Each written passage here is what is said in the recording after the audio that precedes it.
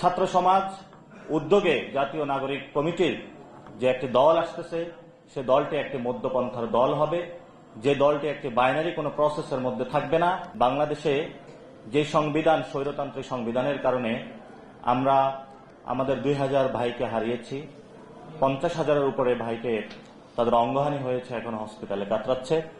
আমরা মনে করি বাংলাদেশের আগামীতে এই ধরনের কোনো রক্তপাত আমরা চাই না, যে রক্তপাতের মধ্য দিয়ে কোনো মায়ের বুক খালি হবে, কোনো বোনকে আমরা হারাবো, কোনো ভাইকে আবার আমরা হারাবো। যে প্রান্তে আমরা বর্তমান বাংলাদেশে দাঁড়িয়ে রয়েছি, জিওপলিটিক্যাল স্ট্র্যাটেজিকে আমরা দেখেছি যে বাংলাদেশ নিয়ে বিভিন্ন জায়গায় ষড়যন্ত্র হচ্ছে, এবং জাতিসংঘের যে রিপোর্ট এসেছে আমাদের সামনে, সেখানে আমরা দেখেছি কিভাবে আমাদের ভাইদেরকে আয়নাগড়ে এবং বিভিন্ন প্রান্তে কিলিংগুলো করা হয়েছিল। আমাদের সামনে সেই রিপোর্টগুলোতে স্পষ্ট হয়েছে রাজপথে আমাদের ভাই বোনদেরকে কিভাবে প্রতিনিয়ত হত্যা করা হয়েছে গত 15 বছর জুড়ে।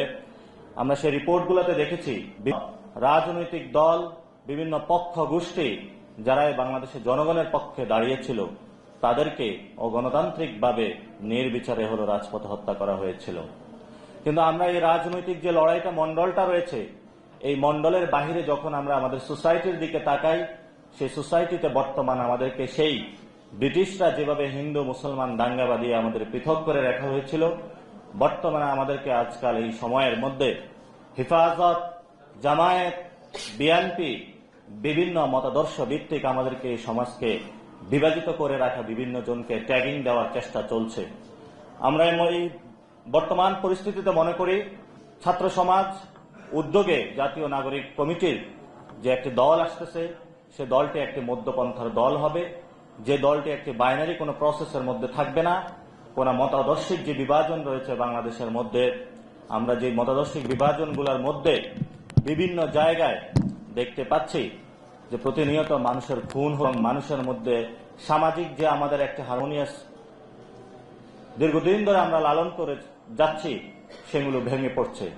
আমরা সামাজিক যারা বুদ্ধিজীবী রয়েছেন, সামাজিক যারা গোষ্ঠীগুলো রয়েছেন, পারিবারিক মণ্ডলে যাদের চর্চাগুলো রয়েছে এবং রাজনৈতিক পরিমণ্ডলে যাদের চর্চাগুলো রয়েছে, আমরা সবাইকে বলবো, আসুন সামাজিকভাবে আমাদের যে ঐক্যের জায়গাটা, আমাদের ঐক্যের জায়গাটা গড়তে হবে, এবং রাজনৈতিকভাবে এই ঐক্যের উপরে ভিত্তি করে যে মানুষগুলো আহত হয়েছে, শহীদ হয়েছে, তাদের বিচারের দাবিতে রাজপথে আমাদেরকে অবস্থান নিতে হবে।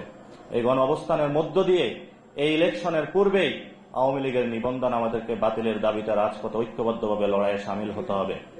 আমরা যদি আওয়ামী লীগকে এই নির্বাচনের আগেই তাদের যদি নিবন্ধন বাতিল করতে বাংলাদেশের মানুষ সচেষ্ট না হয়, তাহলে এই যে আমাদের আপকামিং যে নির্বাচন রয়েছে, জনগণের সামনে গভীর সংকট অপেক্ষা করছে।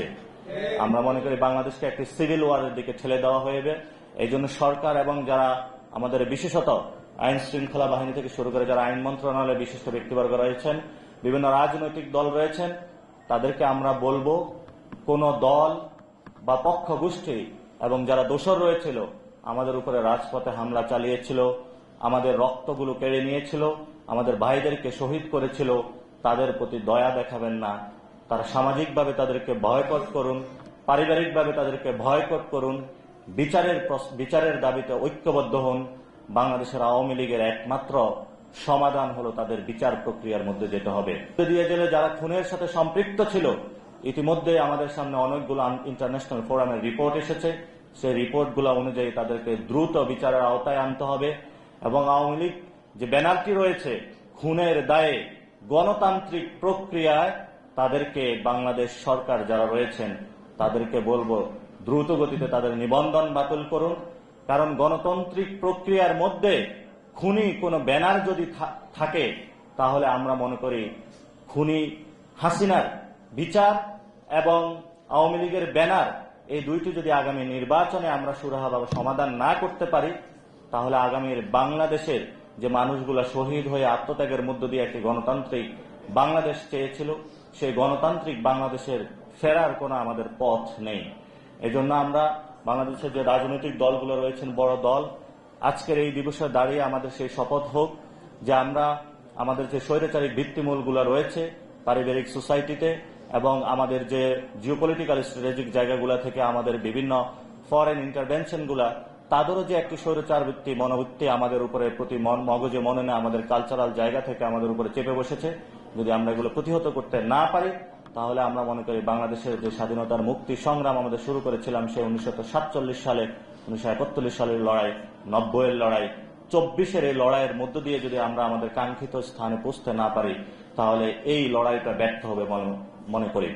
এজন্য আমরা সকল রাজনৈতিক দল, সরকার সবাইকে আহ্বান জানাবো, আগামীকালকে একটি প্রোগ্রাম রয়েছে, যে প্রোগ্রামের মধ্যে একটি ঐক্যমত কমিশন গঠন হয়েছে, যে ঐক্যমত কমিশন গঠনের মধ্য দিয়ে সংস্কারের যে প্রস্তাবনাগুলো আছে সেগুলো নিয়ে বিভিন্ন রাজনৈতিক দলের সাথে সরকার মত বিভিন্ন সভায় করবে। আমরা সেই সভায় সকলকে আহ্বান জানাবো আজকে থেকেই যে আপনারা আমাদের সামনে যে সুযোগ এসেছে বর্তমান সময়ে সেই সুযোগটা জনগণের সামনে প্রতিশ্রুতিবদ্ধতার জায়গা থেকে কাজে লাগান এবং আওয়ামী লীগকে বিচারিক জায়গায় নিয়ে আসুন এবং নির্বাচন পার্লামেন্টারি ইলেকশনে না গিয়ে একটি গণপরিষদ নির্বাচনের দিকে আমরা কিভাবে যেতে পারি সেই বিষয়ে বাংলাদেশের বিভিন্ন রাজনৈতিক মহলগুলোকে সক্রিয় হওয়ার আহ্বান জানাচ্ছি। শেষ একটি কথা বলে যেটা শেষ করব, আমাদের বর্তমান যে সংবিধান রয়েছে এই সংবিধানের মধ্য দিয়ে অনেকগুলা দল তারা হলো সংস্কার প্রস্তাবনা নিয়ে আসতে চায় এবং তারা পার্লামেন্টে গিয়ে সংস্কার প্রস্তাবনাগুলো রেডি করতে চায়। আমরা তাদেরকে বলবো যে আপনি দলীয় কোনো কিছু ঘষামাজা করে সংস্কার করে এটাকে পরিবর্তন করলেন, পরবর্তী আরেকটি দল এসে এটাকে পরিবর্তনের সুযোগ থাকবে।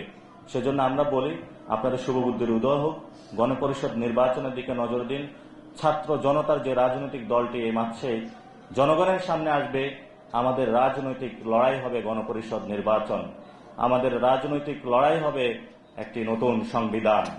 এই লড়াইয়ে বাংলাদেশের আনাচে কানাচে পথে প্রান্তরে আমরা ঘুরে বেড়াবো, বাংলাদেশের মানুষকে ঐক্যবদ্ধ করব। জনতা যেভাবে 24-এ জেগে উঠেছে, রাজপথে প্রান্তরে গ্রামে অঞ্চলে স্কুল কলেজ বিশ্ববিদ্যালয়ে জনতার সাথে আবার আমাদের দেখা হবে। আমাদের সামনে আসবে একটি নতুন সংবিধান, যে সংবিধান আমরা আগামী গণপরিষদের মধ্য দিয়ে পাবো। সে আশা ব্যক্ত করে আমি আমার কথা শেষ করছি। ধন্যবাদ সকলকে।